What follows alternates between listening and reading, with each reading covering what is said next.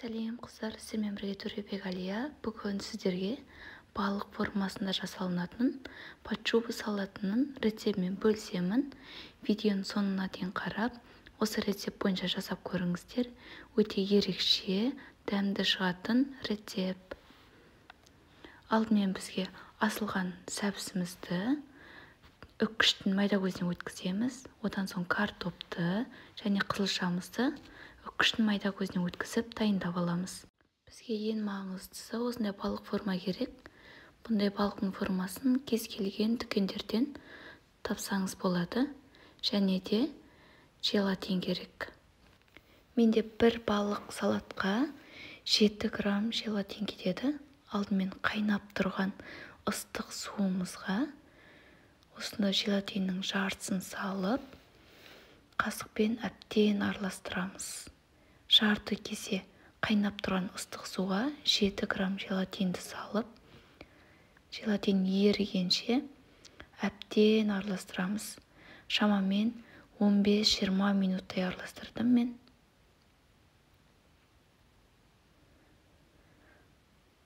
Мұнда ешқандай түйіршіктер қалып қалмауы керек. Барлығы біркелкі болып, суға еріп кетуі қажет. Осыған қолымызды батырып, бір-біріне біріктіргенде қолымыз клейленіп тұру керек. Сонда біздің желатиніміз дайын болды деген сөз. Мен бұл салатқа саңырауқұлақты қуырып саламын. Өйткені үйдегілер селедка балығын ұната қоймайды.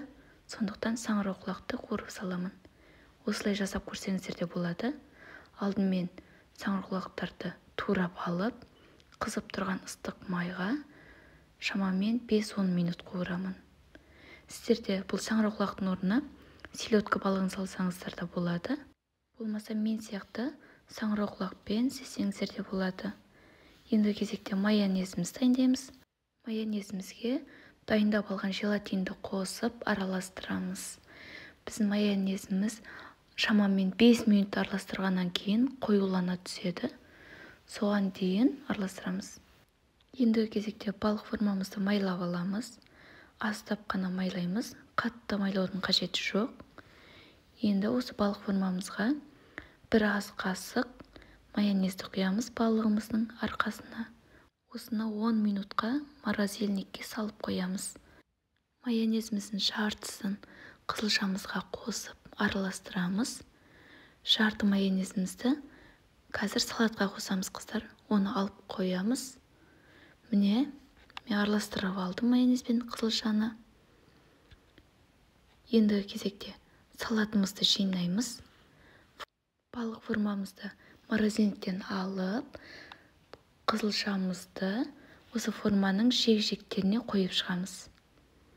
Балық форманың барлық жерлеріне қойып шығамыз қызылшамызды. Қалыңдатып қоймаймыз. Осы балық форманың барлық жерлеріне қойып шығуымыз керек қызылшаны. Ешқандай жері ашылып қалмауы тиіс. Қолымызбен басып, барлық жерлеріне осы қызылшамен қойып шығамыз. Құйрығын, қанатын, барлық жеріне. Енді осыған аздап тұз бен қарабұрыш себеміз. Қызылшамыздың үстіне картоптарымызды қойып шығамыз. Картоптарды барлық жеріне қоямыз. Қалыңдап қоймаймыз қыздар. Сізге барлық заттың қанша мөлшерде керегін төменде жазып қалдырамын. Сол жерден көрсеңіздер болады. Құйрық жақтарын, қанат жақтарын барлық жеріне саламыз картопты. Енді үстінен қатты басамыз. Қызылшамыз барлық жеріне баруы тиіс. Формамыздың астынан қараймыз. Қай жерге қызылша жетпей тұр, қай жерге салынбай тұр. Сол жерлерге қызылша саламыз. Енді осыған жаңа алып қалған жарты майонезімізді жағамыз. Асылған жұмыртқамызды саламыз. Жұмыртқамыздан да барлық жеріне салып шығамыз. Ешқандай жерлерін қалдырмаймыз. Бұған да майонез жағамыз жұмыртқадан соң. Осыдан соң сәбізімізді салып шығамыз. Сәбізден де барлық жерге саламыз. Сәбізді салып болған соң тағы да майонезімізді жағамыз. Енді ең соңында қуырып алған саңырау құлақтарымды саламын. Бұдан да барлық жерлеріне салып шықтым. Құйрық қанаттарын барлығына салдым. Сіздер де балық салсаңыздар, осы кезде селедка балығын саласыздар. Қыздар, рецепт сіздерге ұнап жатқан болса, лайк, комментарий қалдыра кетіңіздер. Менің арнама жазылып, қоңырау белгісін міндетті түрде басып қойыңыздар. Осыдан соң тағы да майонезімізді жағып, осыған тағы да картоппен ең бетін жабамыз. Аздап өте қалың алмаймыз. Жұқалап картоппен бір-бір жауып, формамыздың үстін нығыздап басамыз. Бетін салфанмен жауып, морозильникке 1 сағат, холодильникке 2-3 сағатқа қоямыз. Міне қыздар, менде алдым. Бетін салфаны ашқан соң, жиектерін бәрін тазалап, балық формасын жиектерін бәрін тазалап шығамыз. Міне, менде осылай дайын болып шықты. Ыдысымызға төңкереміз. Екі жақ шетінен ұстап, қатты тартып, ауа жібергенде салатымыз өзі түседі. Міне қыздар, менде дайын болды. Екі көзіне 2 түйір қара бұрыш салдым. Салатымыз ерекше дәмді болып шықты.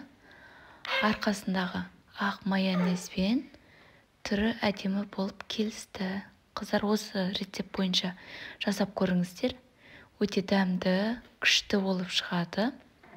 Егер де бұндай балық форма таппасаңыздар, төменде комментарий бөліміне жазып қалдырсаңыздар болады. Мен сіздерге қай жерден алуға болатынын айтамын. Осы салат дастарханымда ерекше болып тұрды.